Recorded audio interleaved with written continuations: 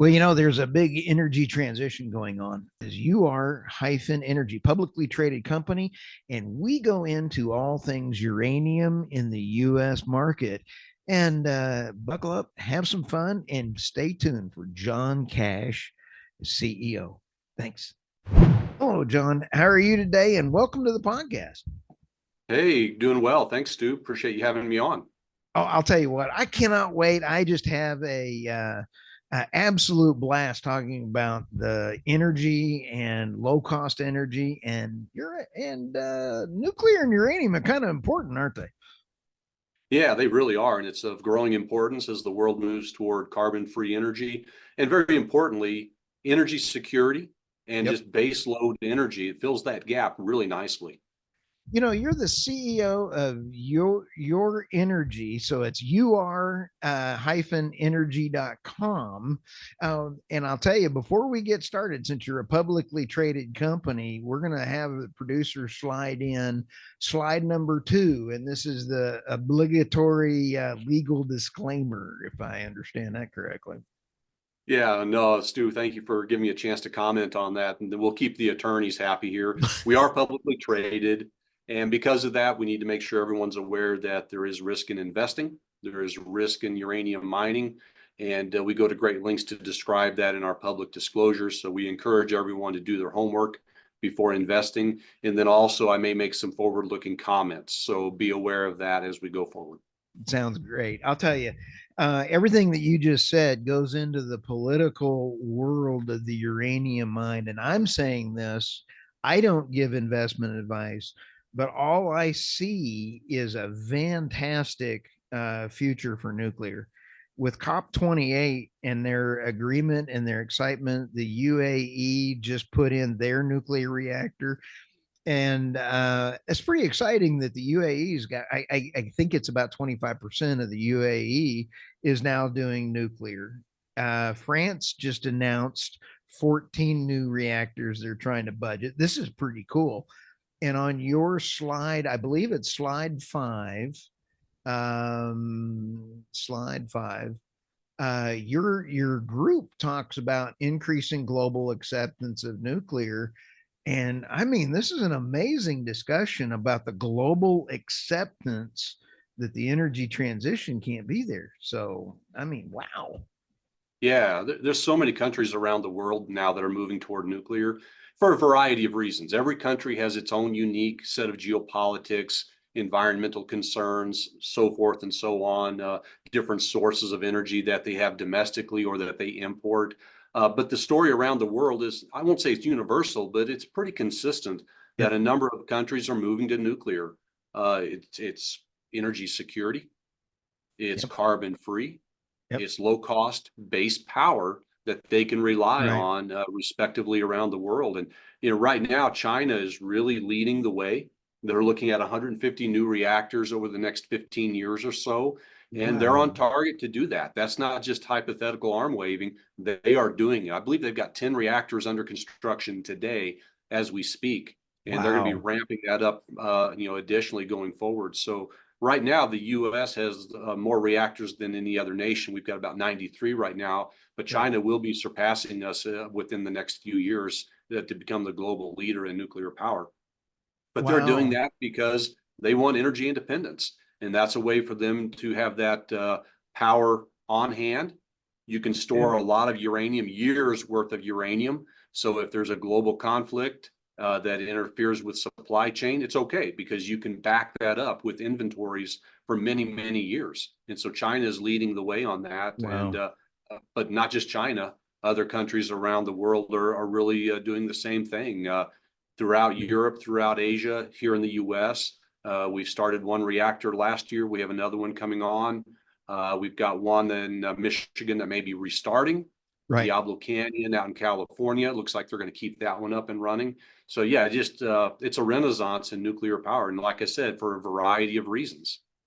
Boy, the cost per kilowatt hour, if it's amateurized out over all this time, and you take a look at Texas and its grid, that's a steady line. I love seeing on the grid.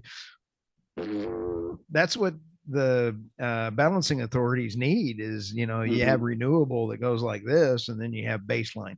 You got to love baseline power. Yeah, no, that's exactly right. And you're right about the lifetime of those reactors. Uh, the initial capital expenditure for a nuclear power plant obviously is very high. But when you amortize that cost over 40, 60, maybe even 80 years, the Right. cost gets really, really low. And if you Right. give any value at all to carbon emissions, that adds to the equation as well. And so, yeah, Texas is a good example. A lot Right. of renewables in Texas, but the sun doesn't always shine and the wind doesn't always blow, even in Texas. And so to smooth that out, the Yeah. regulators really need that base load power. And nuclear fits that bill incredibly well, gives that Yep. good, stable supply of energy.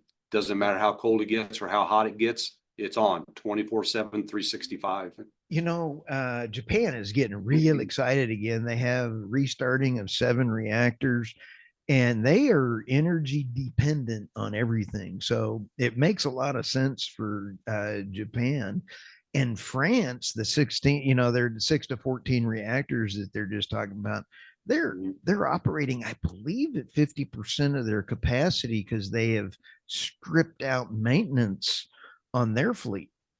We're at the 94, I think. I think they're at the 50. I have to go take a look at those numbers, and they're only operating at 50% of that because of the lack of the maintenance dollars. So France has learned the hard way. And then poor old Germany just cut their last reactors out. And now they're tearing down wind farms to dig coal. Yeah. I don't get it. Yeah, Germany, man, it's a bit of a basket case when it comes to carbon emissions and energy generation. They had this strong move toward renewables. It turned out it was really expensive. It was really unstable. And Right. now I think they're beginning to really regret shutting down the nuclear power. Their CO2 emissions have gone up fairly dramatically since they've shut down the nuclear power plants. Yep. Even Greta Thunberg is saying, hey, nuclear may be the way to go for a while until you can establish reliable renewables, which I don't know that that ever happens. But No. yeah, people around the world, environmentalists that used to be opposed to it, are Right. looking at Germany and saying, "Whoa, wow, look what happened there.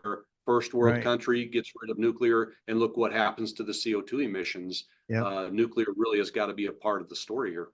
You bet. How do you like the market coming around the corner for SMRs or small modular reactors? How do you like it? Where do you see that going? Yeah, I like it. I think it's incredibly exciting. I'm a bit of a technology wonk. People that know me know that about me. But it's going to be a little while. I think Yep. it's going to take some years Yep. before we really start to see a demand on the uranium miners conversion and enrichment. Right. But I think it's coming. And there are some challenges there. The technology is there. Right. I think we have to be careful to make sure that the regulatory regime is in place to be able to handle the approvals in a timely manner and Right. advance that industry. I also think it's very important that the engineering teams and the scientists, they come up with a few designs and they implement those Right. and then get your fingers out of the pie. Let Right. them run. We'll learn from that, but we can't be re-engineering these every year because then that restarts the renewal process on the regulatory side, becomes really cumbersome and really expensive. So I think we need to be careful there, Right. like the Fords, the Model Ts, build Model Ts and make it efficient. And then over time, we can make revisions and make them better, but we Right. can't be revising them every 6 months. You've got to have some stability there. Otherwise, the regulatory regime and the cost associated with that will kill that industry. So there's going Right. to have to be some discipline there. But in the long run, yeah, I think we're going to be heading to SMRs, cutting edge technology. A Right. lot of it was developed in the 60s, but it's evolved with time. And I Right. think it's got a very bright future. But, rough estimate, probably 8 years, maybe 10 years before Wow. we move from just experimental demonstration plants and start moving into an era where we're building them by the tens or possibly even by the hundreds. And there's tremendous demand then on the market. So we'll get there, but it's going to take just a bit of time. I just am so excited about the technology and how that all is going to play together. And when it seems like let's leave the argument whether or not it's carbon is a bad thing or we're carbon life forms, but um, let's leave that off the table. If you want to get to carbon neutral, you got to have nuclear.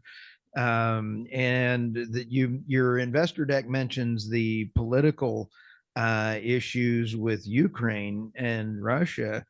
We buy a lot of uranium from Russia. And I We mean do. that is just amazing to me that we have a supply chain that we need your um, boy, that was a kind of a good play on your company. We Yeah. need your Yeah. we need your energy. Yeah, no, right now we buy a lot of uranium from Russia, not in the form of yellow cake or the mine material, but Russia does a lot of the processing, the conversion and enrichment steps. In fact, they Yep. dominate the global markets when it comes to the processing of uranium, Right. not the mining, but the processing. And the reason why we've not sanctioned Russia on that supply is because the Western world really doesn't have the physical infrastructure to backstop that. Now that's changing very rapidly. There are Cool. converters and enrichers that are ramping up, and they have announced expansions of their plants. So we're headed in the right direction, and we're headed there fairly quickly. But up until now, Russia has really dominated the market. Right. Not only Russia with their processing, but just as importantly, former Soviet satellites are significant producers of uranium in the mining sense, producing yellow cake. And so Right. we are really dependent upon those nations for that supply chain. And that needs to change. We need more diversification into the Western world, into certain countries within Asia, Europe, and the US, Canada, to be Right. able to process that material and to mine it. So we're headed in the right direction, Good. but it is a very, very small industry. Yep. I think it's fair to say I know most of the CEOs globally in the uranium space. That's not bragging. That's just a commentary about how small the industry really is. And Right. so we've got to get these mines ramped up. UR-Energy is leading the way here in the U.S. as we ramp up production at our Lost Creek mine. Right. That's well underway right now, but others are needed. We can't do it alone, and so hopefully others are able to come online as well to backfill that. But you're spot on. It's a geopolitical issue where we in the Western world have become way too reliant on Russian processing, and they It, essentially were dumping material into the market, and that caused other companies to have to shut down and reduce production. you've got on your commercial or your investor deck three offtake sales agreements and you have 11.9 million pounds measured and indicated resource at Mhm. 0.046 grade. Wow, that's pretty cool.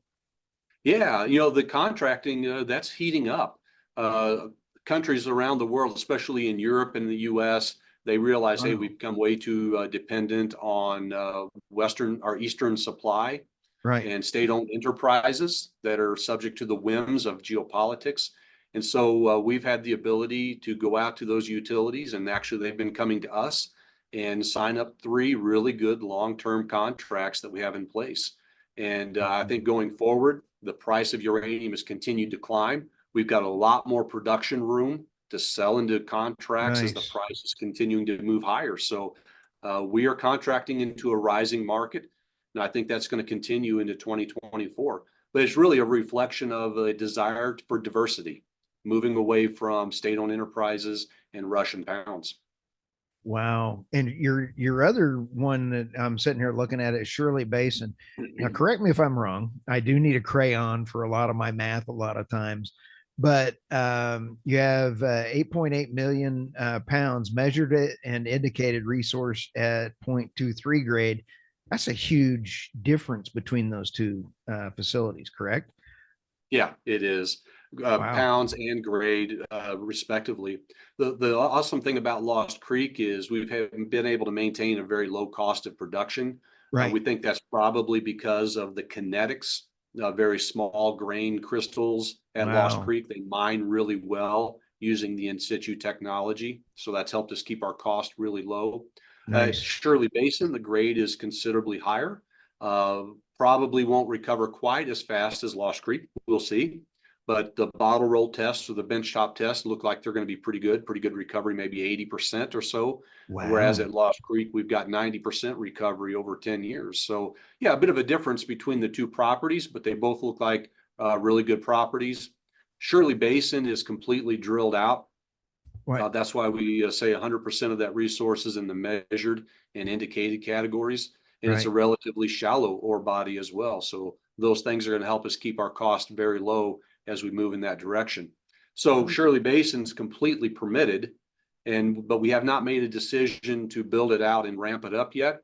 But Right. if the market stays this hot, and if we are able to continue growing our contract book, I think in the not too distant future, we'll be making that decision to ramp up Shirley Basin. But like I said, it depends on the contract book. We'll see how Right. that goes going forward, but pretty optimistic there. Things are looking pretty. You're optimistic for being cash flow positive, and I don't want to put words in your mouth because I'm not. I noticed that you just gulped. For our podcast listeners, here he is, the CEO, and he just gulped really big. Oh, he mentioned free cash flow, and it's not next week, but it could be in 2024 with these new contracts. Is that a Yeah, fair well, statement?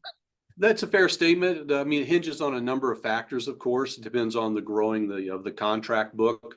It Right. depends on our ability to ramp up production at Lost Creek, uh, production costs as well. So there are a number of factors that come into play there.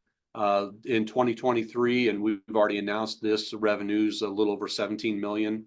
That was based on a relatively small contract book. That contract book is going to grow dramatically this year. Right. Over 500, well, about 500,000 pounds under contract, going towards 600,000 pounds under contract for Nice. this year. And so, yeah, it's significant growth in that contract book. And we've got a lot of room for production above and beyond that. And right now, Right. the spot price is about $92 a pound. And we are well in the money if we decide to sell into the spot market, if we're able to produce above and beyond our contract book. So, yeah, Nice. we'll see how 2024 plays out, but we've got a lot of room to grow that production and sell into contracts or sell into spot. And Yep. so, yeah, it's quite possible by late this year, we could be cash flow positive, depending on a lot of those factors that remain to be seen.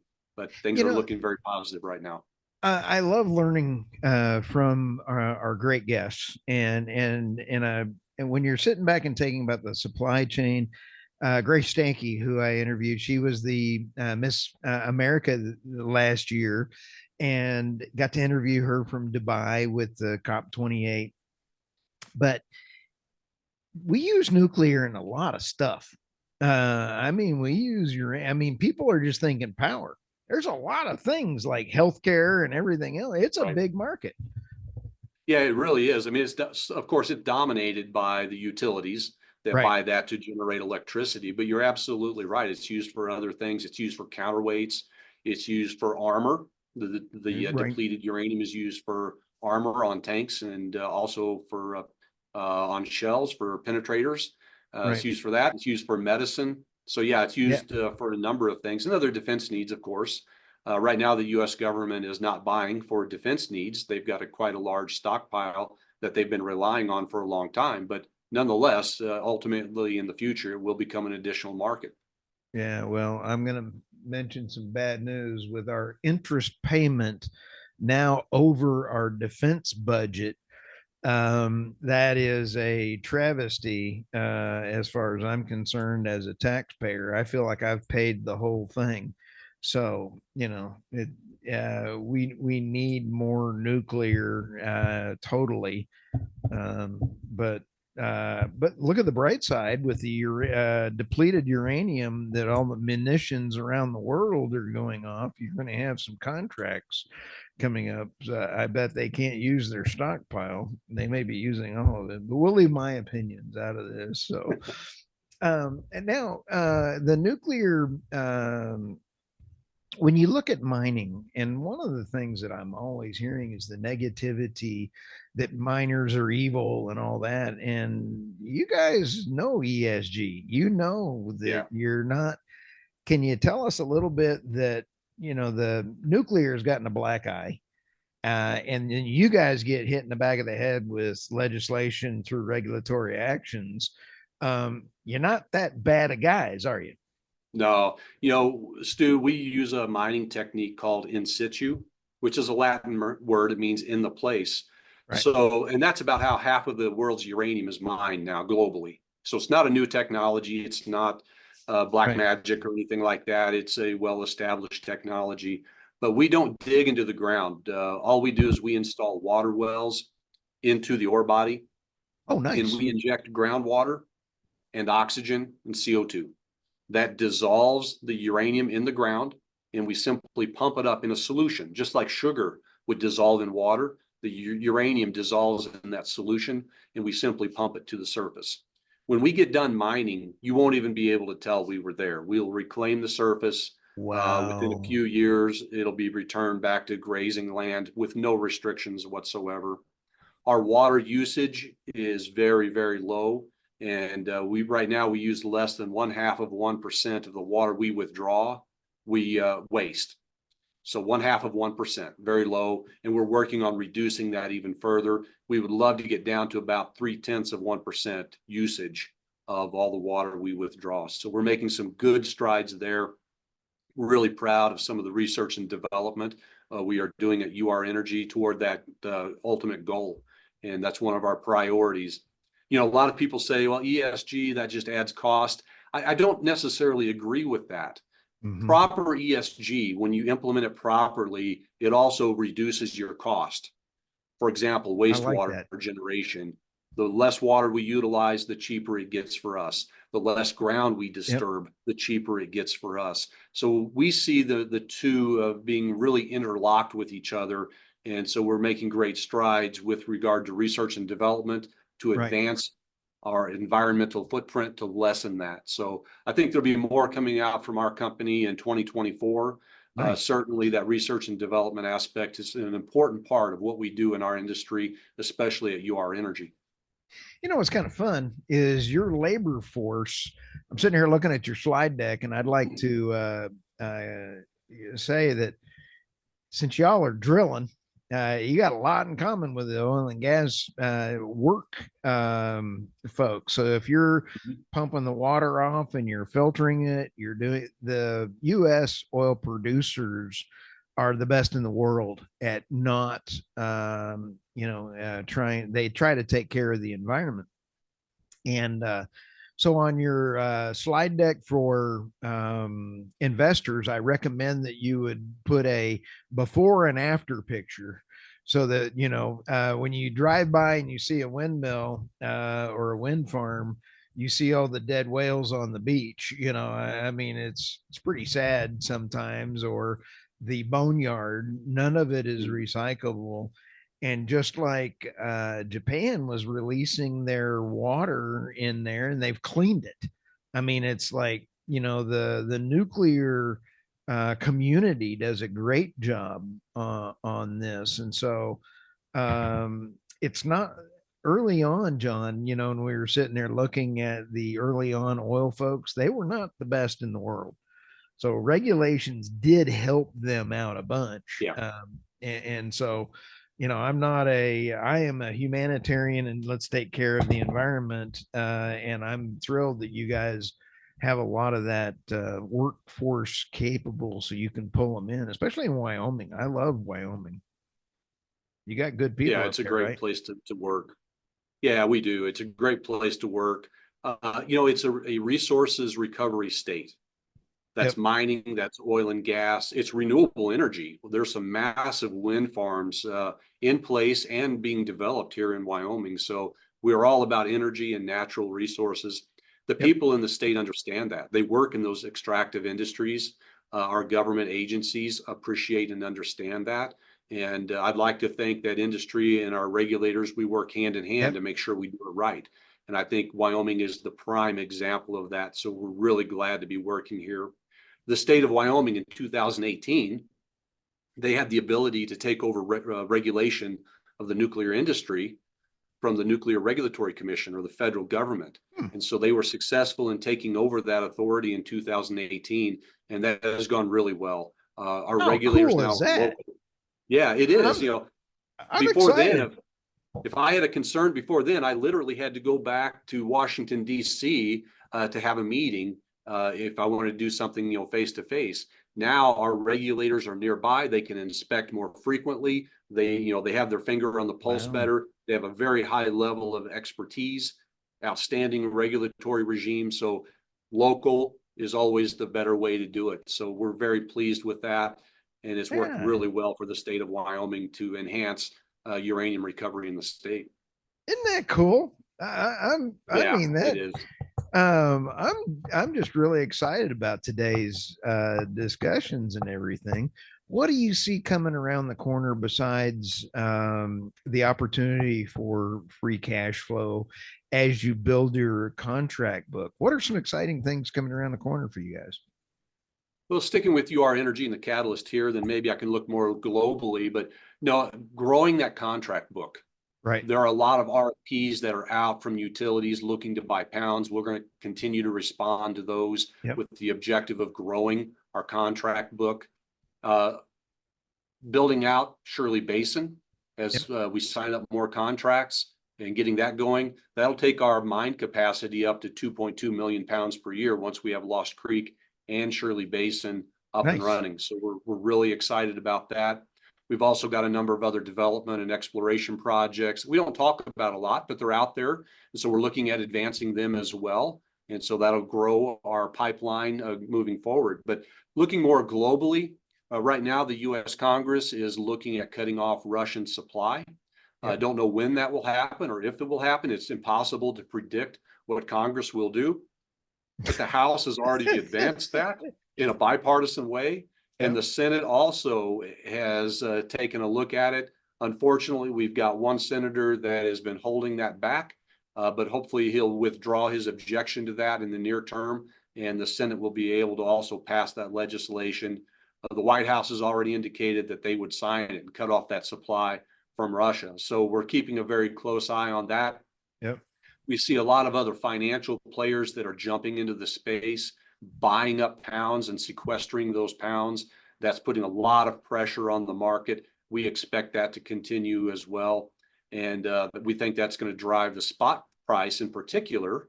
Right. But the long-term price will probably come along with that as we go into the future. Right now, it doesn't look like globally the miners are going to be able to keep up with demand. It's going to Exactly. take a few years for the miners to keep up, but that's where UR-Energy really has a leadership role to play because we are already ramping up. We're already permitted and licensed in producing pounds. And there are some Right. other companies that are trying to advance their projects as well, but we're kind of in the leadership role there Yep. to ramp up production globally. So it's an exciting time in the uranium space, and it's a very exciting time for UR-Energy. I think this is such a great conversation because so many people, when I mention, nuclear, the great Meredith Angwin, when we talk about security for the grid, and then you talk about the next generation, and then you talk about new jobs that you guys can create. This is an exciting time for uranium, especially when the EU was mentioning that they were looking at shutting down and putting weaponization against the uranium from Russia. So this is a really quick decision that I think the United States is not going to be the only ones doing that. So the prices for uranium, everything looks bright around the corner. Yeah, it does. Yeah, I've been in this industry now for right at 30 years, and hands down, Yeah. this is the best the market has ever looked.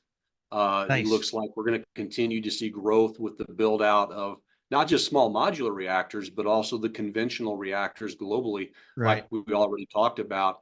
And in my 30-year career, I've never seen Democrats and Republicans agree on nuclear like they are right now. Yep. There were some significant components in the Inflation Reduction Act, Yep. potentially the cutoff of Russian supply, the support for the back end of the fuel cycle, the energy generation is stronger than it's ever been. It's not all cherries and daisies. There are some issues there that we need to work through on the regulatory regime. Right. And we'll continue to work through those. But by and large, things are looking very good in the uranium space, the nuclear space in general right now. Well, I'll tell you what, thanks for stopping by the podcast. I had an absolute blast. We will have the key slides in the show notes. And people can get a hold of you on the website, which is ur-energy.com. Your stock symbol is URE, if I saw that correctly. That's correct. I can read today, so that's a good thing, being as old as I am. And then so they can also see your email there. I just noticed that at the back slide there. So you're not hiding from anybody, are you? Oh, no, no, no. I'm usually pretty easy to get a hold of, and look forward to talking to existing investors or potential investors. After being in the industry for 30 years, it's more than just a job. It's kind of become a passion. I'll tell you what, the future's bright for nuclear, and I mean that as not necessarily a pun, but also as it is, because we need it for an energy transition. If people want to get off coal, you better like buckle up and get used to the idea of lots of nuclear. So Yeah. thank you, John. I do appreciate your time. Thanks for stopping by the podcast.